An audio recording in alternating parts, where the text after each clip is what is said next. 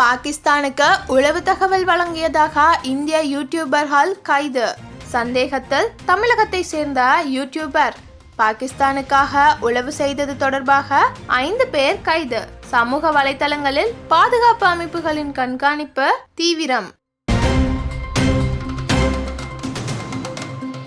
பல்வேறு இடங்களில் வீடியோ பதிவுகளை செய்து பாகிஸ்தானுக்காக உளவு தகவல் சேகரித்ததாக குற்றச்சாட்டுடன் தேவேந்திர சிங், இலாஹி குசாலா, யாமின் முகமது மற்றும் ஜோதி மல்ஹோத்ரா ஆகியோர் கைது செய்யப்பட்டுள்ளனர். இந்த நபர்களில் சிலர் பாகிஸ்தான் உளவாளிகள் மற்றும் அதிகாரிகளின் பெயர்களை இந்துக்கள் என்ற பெயரில் தங்களது மொபைல் போனில் சேமித்து வைத்திருந்ததோடு முக்கிய தகவல்களை பகிர்ந்ததற்கான ஆதாரங்களும் கிடைத்துள்ளதாக கூறப்படுகிறது. இந்திய பாதுகாப்பு படைகள் இவர்களது சமூக வலைதள செயல்பாடுகளை ரகசியமாக நீண்ட நாட்களாக கண்காணித்து வந்ததை அடுத்து தற்போது அவர்கள் கைது செய்யப்பட்டுள்ளனர். பகல்காம் தாக்குதலுக்கு பிறகு சமூக வலைதளங்கள் மீதான கண்காணிப்பு இந்திய அளவில் மிகுந்தது. யூடியூப், எக்ஸ், ஃபேஸ்புக் போன்ற தளங்களில் பாகிஸ்தான் ஆதரவு கருத்துக்களை பதிவிட்டவர்களின் கணக்குகள் நிரந்தரமாக முடக்கப்பட்டுள்ளன. மத்திய அரசு சுமார் 8000 கணக்குகளை முடக்க உத்தரவு பிறப்பிக்கப்பட்டதுடன் சமூக வலைதளங்களில் தேசிய பாதுகாப்புக்கு எதிரான செயற்பாடுகளை தடுத்து நிறுத்த தீவிர நடவடிக்கைகள் மேற்கொண்டு வருகிறது.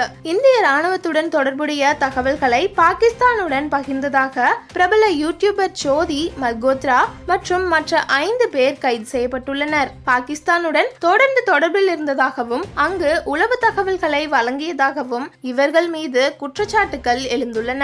ஜோதி மல்ஹோத்ரா இந்தியாவின் பல மாநிலங்களுக்கு பயணம் செய்து வீடியோக்கள் பதிவிட்டவர் என்பது குறிப்பிடத்தக்கது. சமீபத்தில் ஒரு ஏஜென்ட் வழியாக பாகிஸ்தான் சென்ற அவர் அங்குள்ள இந்துக்கள் மகிழ்ச்சியாக வாழ்கிறார்கள் என்ற உரையுடன் வீடியோ ஒன்றை வெளியிட்டிருந்தார். பாகிஸ்தான் தூதரக அதிகாரி ரஹீம் என்பவருடன் பழக்கம் ஏற்பட்ட பின்னர் பாகிஸ்தானிலும் இந்தியாவிலும் பல இடங்களில் பயணம் செய்த அவர் அந்த இடங்களில் எடுத்த வீடியோக்களை பாகிஸ்தானுக்கு அனுப்பியதாக கூறப்படுகிறது. மேலும் முக்கிய சுற்றுலா இடங்கள், மக்கள் கூடும் பகுதிகள், பாதுகாப்பு மையங்கள் மற்றும் அரசியல் கூட்டங்கள் பற்றிய தகவல்களையும் அவர் பகிர்ந்ததாக தெரிகிறது.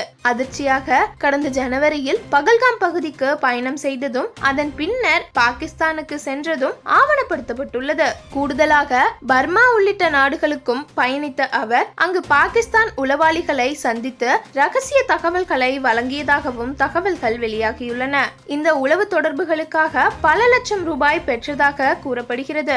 இந்நிலையில் தமிழ்நாட்டை சேர்ந்த பிரபல யூடியூபர் மதன் கௌரி மீதும் சந்தேகம் தீவிரமடைந்துள்ளது.